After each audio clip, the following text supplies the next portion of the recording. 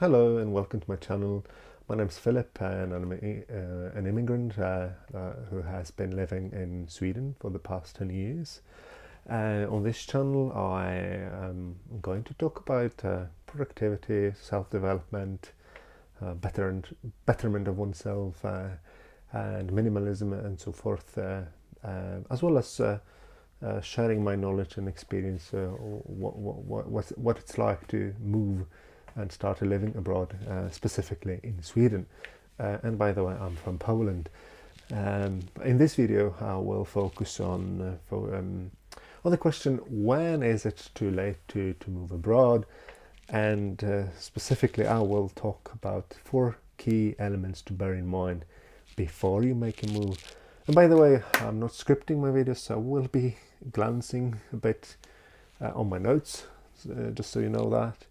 And yeah, let's go ahead and start the video. So, right, well, when is it really too late to move abroad? And the short answer is never, really. Right, you got your answer, right? So thank you for listening. No, I'm just joking. But if you do decide, then but before you make a move, there are, as I said, 4 key elements to bear in mind. Well, there's probably more, but those I find quite essential. But perhaps some of them will be obvious to you, and some of them might be new. But the first one is the money, right?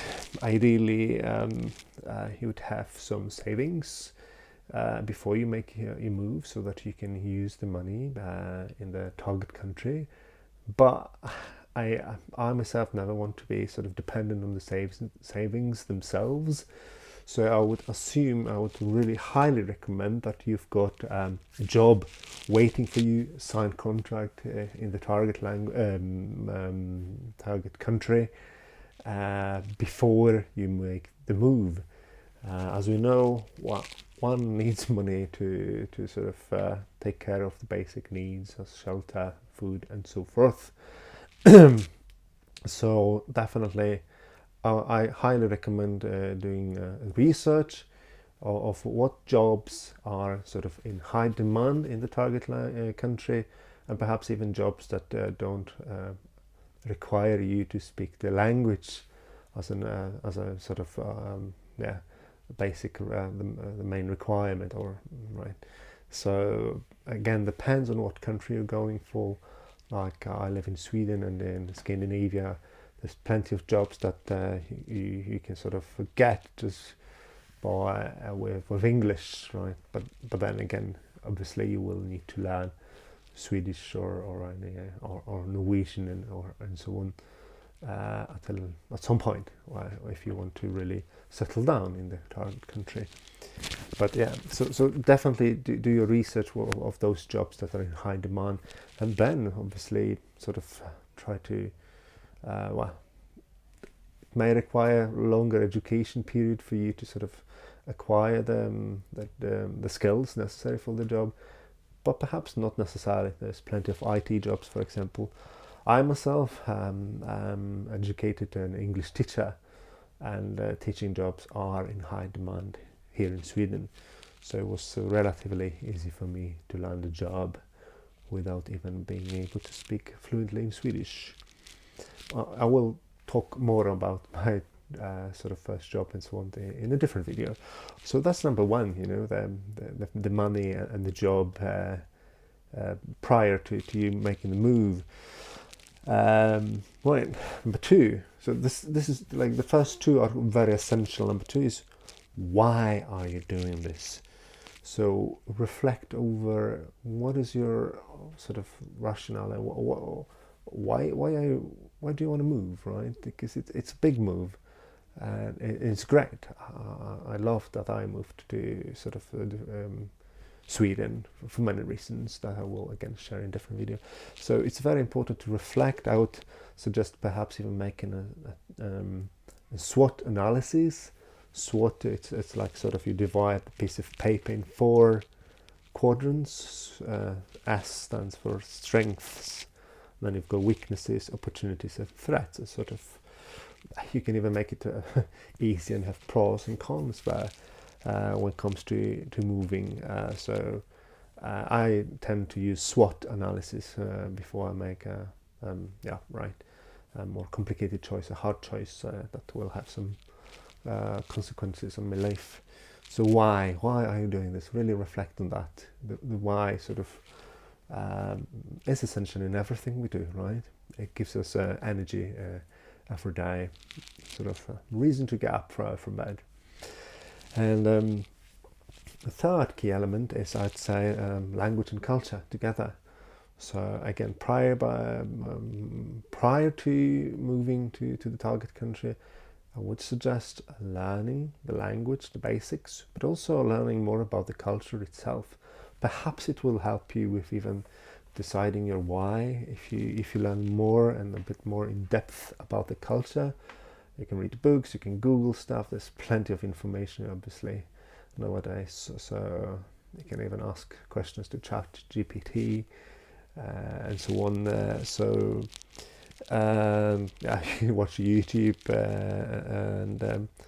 and same holds true for when it comes to sources for learning the language. I suggest Duolingo app. I learned Swedish in this way. I mean, at the very beginning, and also I really suggest journaling every day.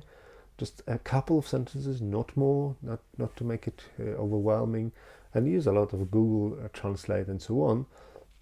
And by writing every day and consciously thinking about what you're writing, you will learn quite a lot, because you will see that some of the things you want to express on a daily basis, you use the same words over and over again until they stick. So this is how I learned, and also with children's books. But this was while I was already in Sweden. Duolingo definitely, and journaling, writing is a great thing. Again, I'm an English teacher, so the language bit is a bit easier for me, I suppose, because I know some more techniques and so forth. But those two, Duolingo, journaling, not giving up, surrounding yourself with language and culture is very important. And again, yeah, exactly. The culture thing aspect is important. Even learning about more about culture and what is expected in certain situations can help you later on when you've moved to the country. So you may minimize something that is called cultural shock. Some people can experience that. There's also the process of acculturation to the target culture. So depending on how old you are, it can be more challenging than for some younger people to sort of get used to the new culture. And you can, almost regardless of the age, you may experience culture shock. And it's sort of it's important to again understand the culture by learning as much as possible prior to your move. And another key aspect is, before you make your move, is to have plan B, to sort of don't burn your bridges. And it's important to be able to move back to your home country if things don't work out the way you wanted to.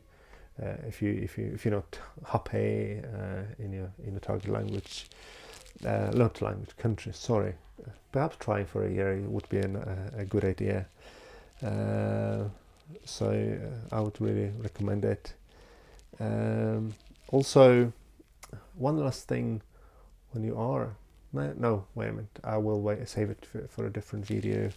This has more to do with why you're already in the target country. Again, those are those 4 key sort of elements to bear in mind. The money, your why, very important, language and culture, as in money, sort of having a job waiting for you, preferably, and and have a plan B. So in case if things don't work out the way you wanted them to. So that's it for this. There will be part 2 also. To this video, definitely, and there's so much more that I could share. So leave it if you have any specific questions. You may use the comment section and then leave them, so I can hopefully answer them. So thank you so much for your time. I hope I'll talk to you soon. Bye.